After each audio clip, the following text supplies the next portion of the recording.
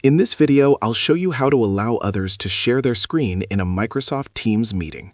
This is useful if you want participants to present, collaborate, or show their work during a meeting. To get started, join or start a Microsoft Teams meeting. You must be the meeting organizer or a presenter to manage screen sharing permissions. Once you're in the meeting, click the three dots for More Actions in the Meeting Controls. Click Settings, then select Meeting Options. In the Meeting Options panel, look for the setting called Who Can Present. By default, this is often set to Only Me or People in my organization.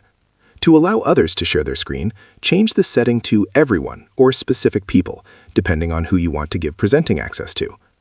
After selecting your preferred option, close the Meeting Options panel. The changes are saved automatically.